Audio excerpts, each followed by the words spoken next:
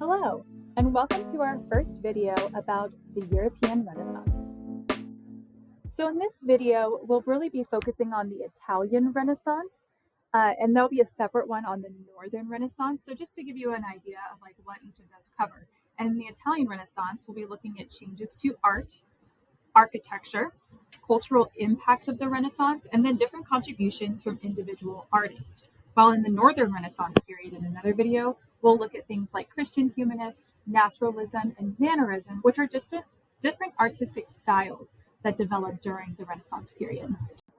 Now, the Renaissance, it really just translates to meaning rebirth, is this period in Europe, specifically starting in Italy, that's going to kind of quote unquote bring Europe out of the Dark Ages or the Middle Ages, where we've got this renewal in learning and classical art and literature that's going to bring about cultural change to the rest of Europe. Before we start talking about all the new things that developed, it's worth noting what was art and culture what did it look like before the Renaissance happened in the Middle Ages. So this is really what it looks like in Europe. You see on the left-hand column here, we see lots of art about religious topics. The church is going to be a big patron of the arts. And then we get the concept of a patron in themselves, which we'll talk about here a little bit more in a minute. But what you'll see is a lot of the art that's created, it has the person or the family members of the person who's paying for the art in the image.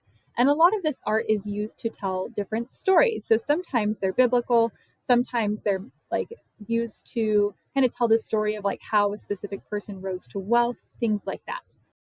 A pretty similar style of art is going to be reflected in the Byzantine Empire as well during this time.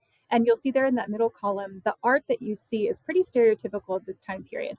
A lot of it lacks realism. So what that means is that it doesn't have a very lifelike quality to it. It almost looks like flat cartoonish figures being written, drawn on a page. It's very two-dimensional.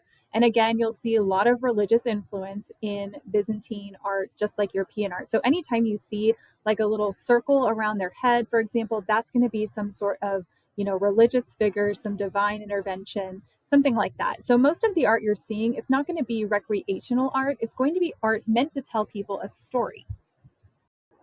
Which makes a lot of sense when you think about it, because most people can't read during this time. So if you were somebody that wanted to show a biblical story, you would need to have it drawn out rather than, written on a page. So that's how a lot of churches were able to kind of show people, really iconic stories in the Bible. Another thing you'll see here is illuminated manuscripts. So these are handwritten books with these very elaborate decorations that are painted on there. They're usually religious. The most common one you're going to see is the Bible. And they're decorated with gilded gold or silver. So these books would have been incredibly expensive to own, and they're really just kind of works of art in themselves. So let's start to talk about what changes that allows all of this art to be created. Well, it really starts with these new people gaining wealth, which are going to be Italian merchants, specifically in cities like Venice, these trade port cities that are growing increasingly more and more wealthy. So they become patrons of the art. And what a patron is it's just someone that pays for works of art. And usually they would also provide housing and kind of accommodations for famous artists or writers while they work. And the reason they're doing this is, think about it. You have all this money now. Once you've bought your material things that you need, you think how do I show my wealth? Well, art is one of the ways you would do that. You would commission these massive, portraits that include you and your family, or you would create, these big works of art on your actual walls of your house. You'd make giant murals. So patrons are going to be a key part to the starting of the Renaissance. And there is no greater example than the importance of a patron than the Medici family.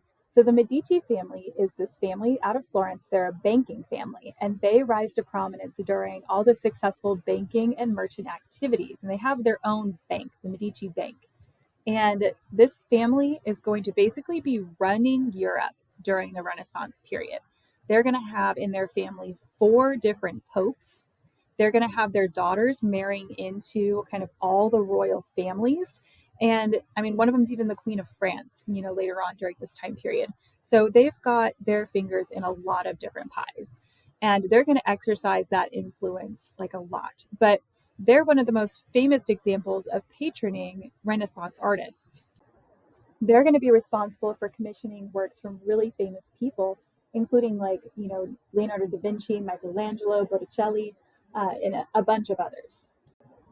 The other main source of income from these artists during the Renaissance is actually also going to be from the Catholic Church.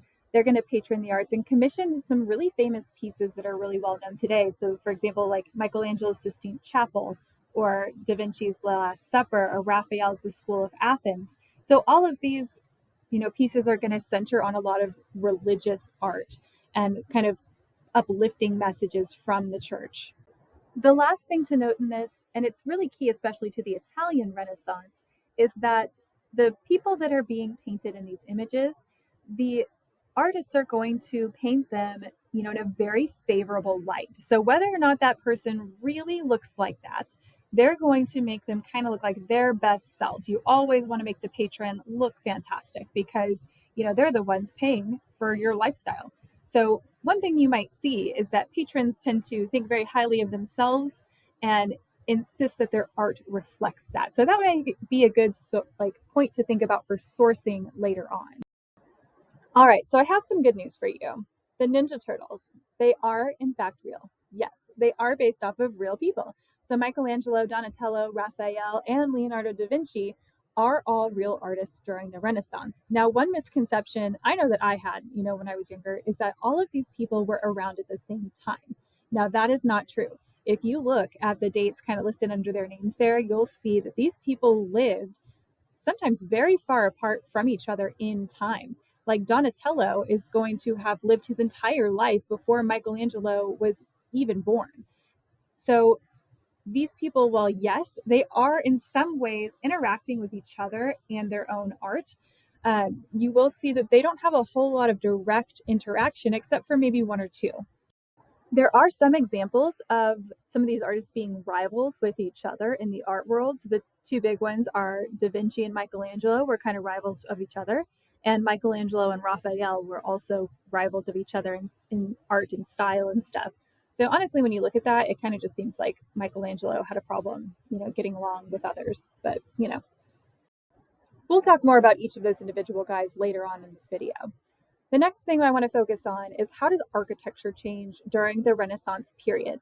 Well, architecture starts to take on this air of simplicity. We want clean lines, we want white walls, and then if we have color, we want that color to be in arches, doors, and window frames.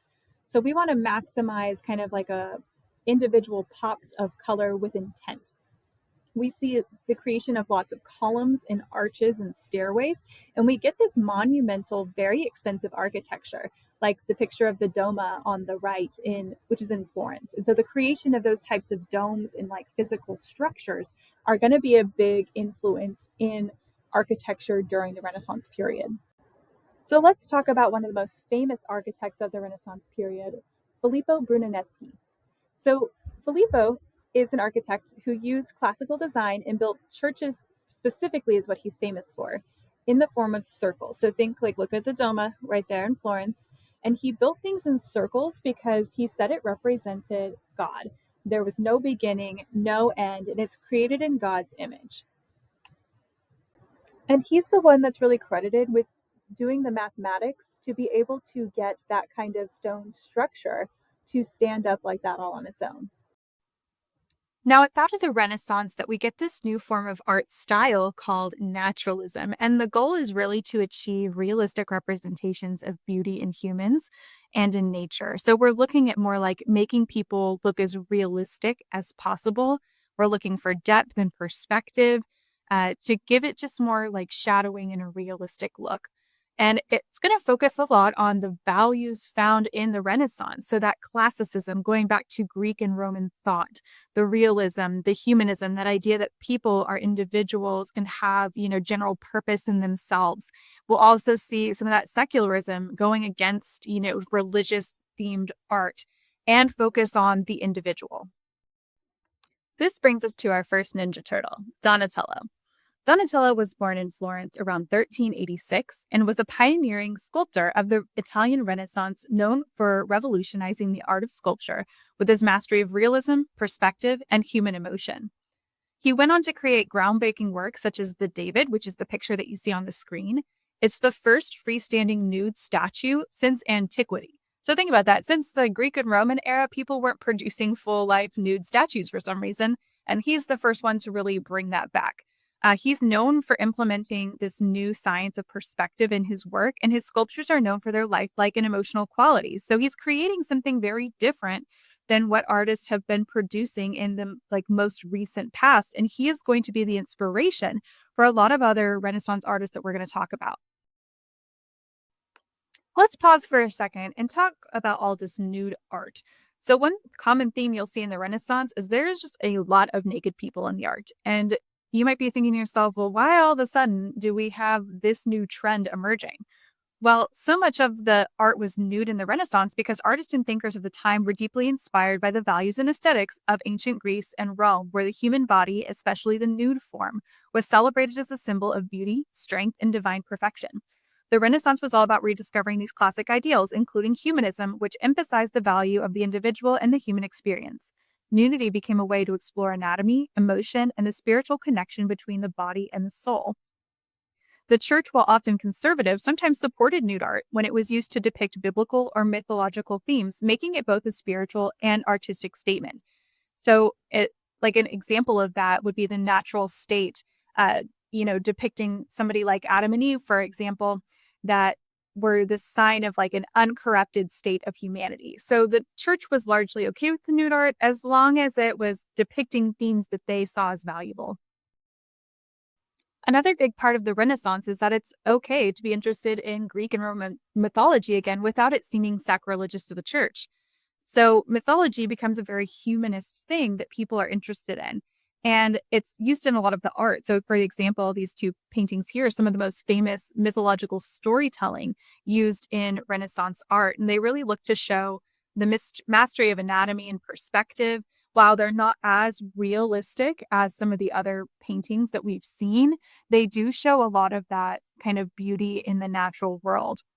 So, for example, The Birth of Venus by Botticelli, the one on the right, was created during the Renaissance, and it's looking at the goddess Venus, the Roman goddess, emerging from the sea on that giant scallop shell, fully grown and arriving on the shore. This is a story straight from classical mythology, where Venus, or if it's the Greek version, Aphrodite, is born from the sea foam and symbolizes love, beauty, and fertility. So they're used to tell stories. Okay, back to the Ninja Turtles. Leonardo da Vinci was born in 1452 in Venezia, Italy, and was a true Renaissance man whose genius spanned art, science, engineering, anatomy, and invention. He quickly gained fame for his artistic talent, creating iconic masterpieces like The Last Supper and the Mona Lisa, which showcased his revolutionary use of perspective, emotion, and realism. So, though he worked at the same era as artists like Michelangelo and Raphael, Leonardo was known more for his curiosity and intellect than for a rivalry between the two other artists. He often left projects unfinished as he chased new ideas. So today we might think of him as having a little bit of like ADHD in that way. He had notebooks filled with detailed sketches of human anatomy and mechanical inventions and scientific observations, and he was really ahead of his time. And that's part of his legacy. It's not just the art, it's, all of the different scientific things that he wrote down as well, and just being that well rounded humanist Renaissance man. Which then brings us to Michelangelo. So Michelangelo was born in Caprese, Italy, and was one of the most influential artists of the Renaissance as well, known for his extraordinary skill in sculpture, painting, and architecture. So he was raised in Florence, but then quickly gained recognition for his powerful lifelike sculptures, including the iconic David and the Pieta. So he painted the Sistine Chapel ceiling in the Vatican, and that remains one of the greatest artistic achievements in history, showcasing his mastery of anatomy, movement, and dramatic storytelling. So Michelangelo considered himself a big rival of Leonardo da Vinci. I don't know if that was totally reciprocated, but they're both celebrated as geniuses of their time with different approaches to art. So while they might have painted similar types of scenes, their artistic style is going to be known as very different. And Michelangelo also has a profound impact on Western art for pushing the boundaries of human expression and inspiring generations of other artists. And last but not least is Raphael, who was born just a little bit later than Michelangelo and Leonardo da Vinci. And he is a master painter and architect of the High Renaissance, known for his grace, balance, and clarity in art. So lots of people like to say that there was also a rivalry between Raphael and Michelangelo. Raphael was actually known to be a very diplomatic person who probably would have laughed at that. His most famous works include the School of Athens, which is a grand fresco celebrating classical philosophy and knowledge. And so all those different people in that picture all represent different important people throughout history, kind of all there together. Um, He's known for his balanced compositions, clarity of form, and jewel-toned works, which are going to be a little bit warmer of paintings than the very bright and vibrant springy colors that you see in a lot of other work during this time. He actually died very young at the age of 37, but his legacy lives on in the elegance and idealism of his art, which helped define the visual language of the Renaissance, and he's known as one of the holy trinity of Renaissance masters. So to sum up everything we've talked about, the Italian Renaissance, it's commissioned by patrons of either the church, the Pope, different kings, queens, other historical figures from this time. They're commissioning these prestigious works and architectural styles based on classical Greek and Roman art and culture. And this whole thing is going to lead to the development of naturalism in the artistic world and the newly invented technique of geometric perspective. It's going to go on to influence art in all of the Western world, kind of leading on. And it's going to be known as this time period, very fondly in historical memory, this time of rebirth, getting out of the dark ages and the development of all this new art culture. So that's all we've got for today. Thanks for watching.